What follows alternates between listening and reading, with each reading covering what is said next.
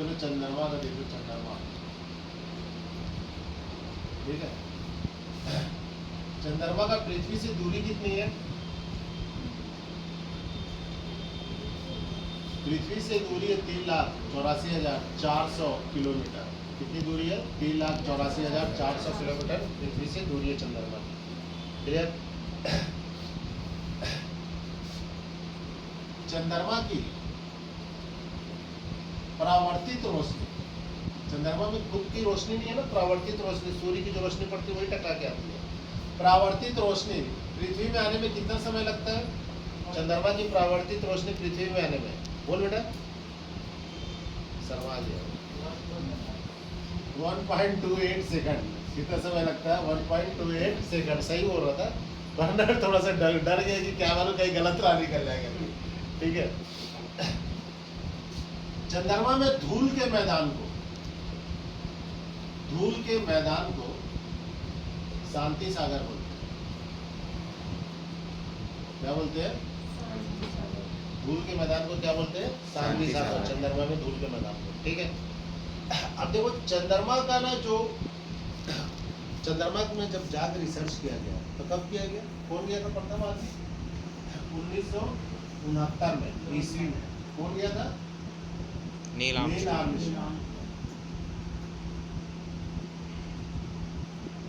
चंद्रमा पे कदम रखने वाला प्रथम व्यक्ति यही है, ठीक है।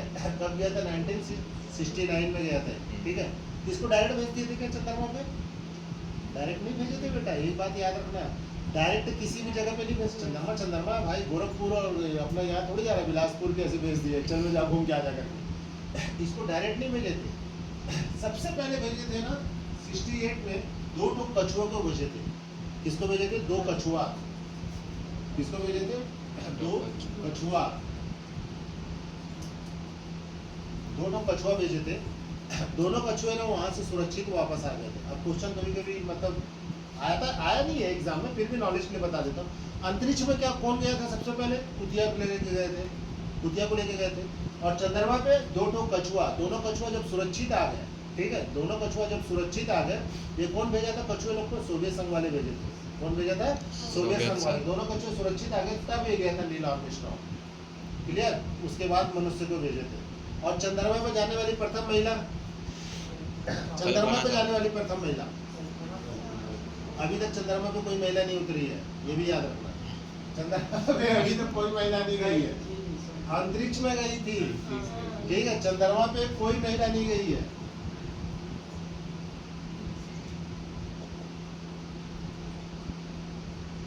चंद्रमा पे एक भी महिला नहीं गई है। और कितने लोग जा चुके हैं चंद्रमा पे? 21 लोग जा चुके हैं। 21 व्यक्ति गए हैं और सब आदमी हैं। चंद्रमा पे 21 व्यक्ति गए हैं और पूरे आदमी है, महिला अभी तक एक भी नहीं गई है चंद्रमा पे, ठीक है। अंतरिक्ष में गए थे कल्पना चावला, सुनीता विलियम्स, ये सब अंतरिक्ष में। ये हो गया। चंद्रमा पे पृथ्वी के वजन का कितना होता है? 1/6। मतलब 60 किलो का आदमी अगर चंद्रमा पे जाएगा तो उसका वजन कितना हो जाएगा? 10 किलो का। 60 को अगर अपन 6 से भाग दे देंगे तो कितना आएगा? 10 आएगा ना।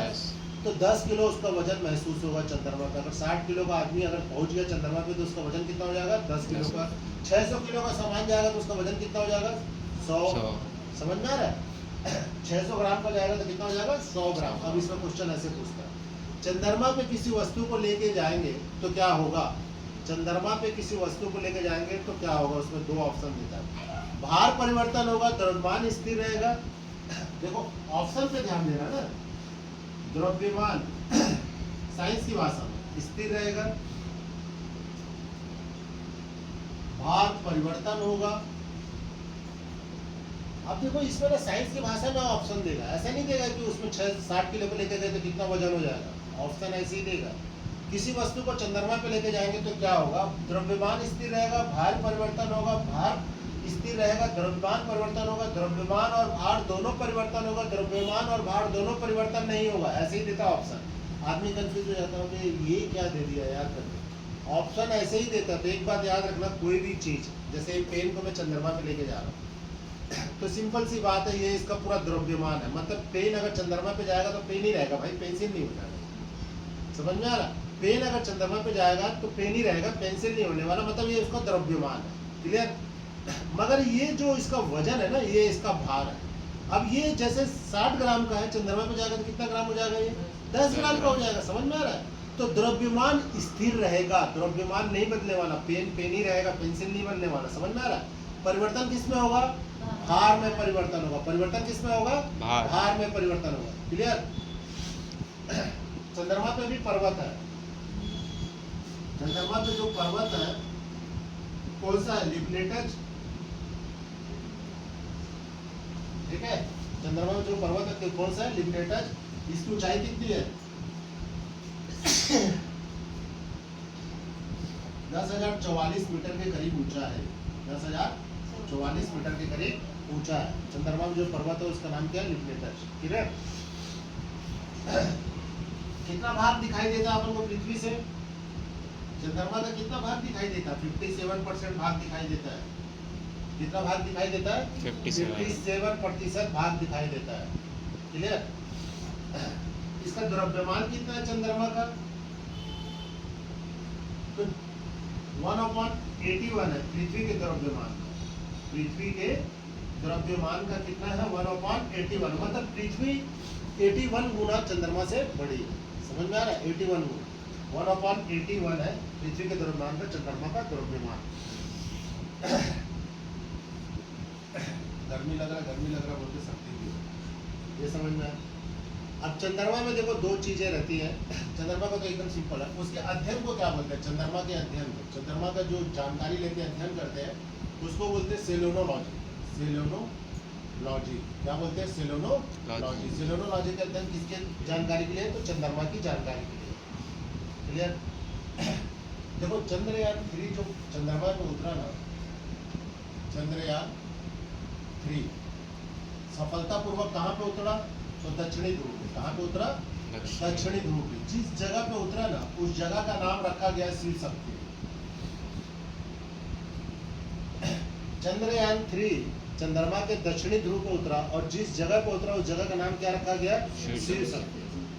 चंद्रयान 3 जब चंद्रमा के दक्षिणी ध्रुव पे उतरा ना, और वहां से जब फोटो भेजा तो उसमें किसकी मात्रा ज्यादा दिखा रहा था? वो सल्फर की मात्रा। सल्फर की मात्रा वहाँ पे दिखाई कि बहुत ज़्यादा है, सल्फर की मात्रा बहुत ज़्यादा है करके। ठीक है? वैसे चंद्रमा पे ना बहुत सारे धातुओं की मात्रा, जैसे टाइटेनियम है, टाइटेनियम की मात्रा अत्यधिक मात्रा में, सल्फर से भी ज़्यादा टाइटेनियम है। सल्फर से भी अधिक कौन सा है? टाइटेनियम। टाइटेनियम की मात्रा बहुत ज़्यादा चंद्रमा पे। ठीक है? ये धातुओं के कारण ही वहाँ पे एकदम धूल की आंधी उड़ती है। वहाँ चंद्रमा पे वायुमंडल नहीं है, ये भी याद रखना, इसी के वहाँ पे हवा नहीं है। चंद्रमा पे वायुमंडल नहीं है, मगर ये धातुएं बहुत सारी हैं। धातुओं के कारण वहाँ पे धूल की आंधी उड़ती है, इसी को उसको क्या बोलते हैं? शांति सागर। क्लियर? और जिस जगह पे चंद्रयान 3 उतरा उस जगह का नाम क्या रखा गया? शिव शक्ति। ठीक है? चंद्रमा पे खेती करने वाला पहला देश जो चंद्रमा पे खेती किया है, चंद्रमा पे भी खेती हो चुकी है, मालूम तेरे को? पहला देश कौन सा है? पहला देश चीन। कौन है? चीन। क्या उगाया? कपास। क्या उगाया है चंद्रमा पे? कपास। मतलब एक दो टन उगाया होगा नाम के लिए, ताकि वर्ल्ड में मेरा नाम हो जाए करके। ऐसा थोड़ी है कि वहाँ से कपास काट के ला के यहाँ रुई बना के बेच रहा है, ऐसा भी नहीं है। एक दो टन ऐसी नेचुरल रूप से कुछ ऑर्गेनिक रूप से उगाया होगा, क्योंकि वहाँ तो पानी के साधन है नहीं, ऑक्सीजन है नहीं, ऑर्गेनिक रूप से कुछ ऐसे उगा दिया। मगर अब ये क्वेश्चन है तो है भाई, एग्जाम में आ सकता है। समझ में आ रहा है? पहला खेती करने वाला चीन। क्या उगाया? कपास उगाया। क्लियर? अब देखो सुपर मून किसको बोलते हैं? सुपर मून क्या होता है? सुपर मून का मतलब होता है जब चंद्रमा पृथ्वी के बहुत पास होता है। जब चंद्रमा पृथ्वी के बहुत पास होता है उसी को सुपर मून बोलते हैं। चंद्रमा पृथ्वी के पास होता है, अत्यधिक नजदीक होता है, चंद्रमा भयंकर बड़ा दिखता है, तो क्या बोलते हैं? Super moon. ठीक है? ब्लू मून किसको बोलते हैं? Blue moon. ब्लू मून का मतलब होता है जब एक महीने में 2 बार पूर्णिमा पड़ जाता है। एक महीने में 2 बार पूर्णिमा पड़ जाता है तो क्या बोला जाता है? Blue moon. एक महीना में 2 बार पूर्णिमा, तो क्या बोला जाता है उसको? Blue moon. एक महीने में अगर 2 बार पूर्णिमा पड़ जाता तो उस पूरे ईयर को ही क्या बोल दिया? जैसे किसी ईयर में एक मंथ में 2 बार पूर्णिमा पड़ जाता है तो पूरे ईयर को क्या बोला जाता? ब्लू ईयर बोला जाता है ना, ब्लू मून बोला जाता है, और उस पूरे ईयर को क्या बोला जाता? ब्लू ईयर बोला जाता है। क्लियर? अब देखो चंद्रमा अपन तुम लोग देखते होगे, चंदा मामा बोलते हैं, देखते हैं अपन ऊपर में कौन से कलर का? चंद्रमा का कुछ तो कलर होगा। अपन को कभी सफेद दिखता है, कभी पीला दिखता है। चंद्रमा एक्चुअल में ग्रे कलर का है। चंद्रमा कौन से कलर का है? ग्रे कलर का। चंद्रमा का कलर होता है ग्रे,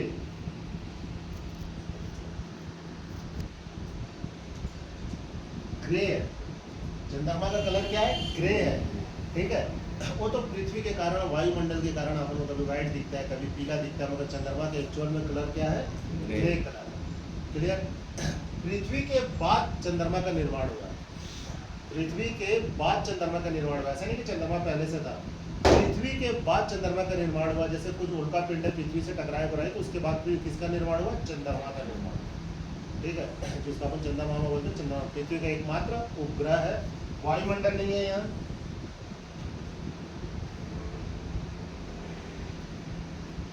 वायुमंडल नहीं है, जीवन संभव नहीं है चंद्रमा पे। ठीक है, वायुमंडल भी नहीं है।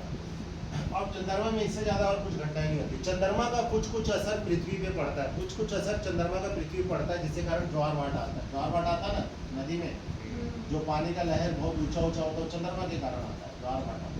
चंद्रमा का कुछ असर ही पृथ्वी पे पड़ता है, बाकी चंद्रमा का और कुछ विशेष असर नहीं पड़ता। 50% 7% दिखाई देता है। चंद्रमा की रोशनी आने में 1.2 सेकंड लगता है, समय लगता है। परावर्तित रोशनी, चंद्रमा का व्यक्तिगत कोई रोशनी नहीं है ना, परावर्तित रोशनी। सूर्य की रोशनी जो पड़ती है वो टकरा के वापस आती है, वही परावर्तित रोशनी होती है। ठीक है, और चंद्रमा में और कुछ नहीं है। वहाँ पे धातु अत्यधिक मात्रा में, जिसमें टाइटेनियम, सल्फर, ये सब की मात्रा वहाँ पे बहुत ज़्यादा है चंद्रमा। ठीक है, और चंद्रमा में इसके अलावा एक भी क्वेश्चन नहीं।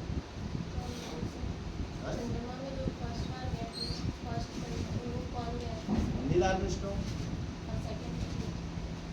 सेकंड का नहीं पूछता बेटा, क्लास में फर्स्ट कौन है ये इंपॉर्टेंट है। क्लास में सेकंड कौन है इसको कोई नहीं पूछता। सच्चाई है कि नहीं? क्लास में फर्स्ट कौन आ रहा है ये इंपॉर्टेंट होता है ना। तो ये पहली बार पैर रख दिया नील आर्मस्ट्रांग, इसको लोग जानते हैं। अब सेकंड कौन आया, थर्ड कौन आया, चौथी बार कौन गया, पांचवी बार कौन गया, ये सबसे कोई मतलब नहीं। इंडिया का जब कोई जाएगा, समझ में आ रहा है, तो अपन के इंडिया के लिए वो बहुत लेटेस्ट जीके हो जाएगा अगर इंडिया का कोई जाएगा। ये इंडिया का तो था नहीं। क्लियर? अब अपन तो ये बोल दिए कि भाई पहली बार यही पैर रखा, हो सकता है कि रखा हो सकता है कोई और रखा हो, इसका नाम ले लिया हो। ऐसा भी तो हो सकता है ना कि कोई और पैर रखा हो, नाम इसका ले लिया। क्योंकि गए थे 3 लोग, नाम इसी का हुआ। 2 लोग को तो कोई दुनिया नहीं जानती कि वो 2 बाकी इसके साथ में कौन थे कर। समझ में आ रहा? तो जो पहला रहता है उसी का नाम रहता है बेटा, बाकी सेकंड थर्ड वाले का तो नहीं। किसी भी क्लास में भी जाएगी तो जो फर्स्ट आया उसी का बोले। सेकंड कौन आया, थर्ड कौन आ रहा है, उससे कोई मतलब नहीं। ठीक है।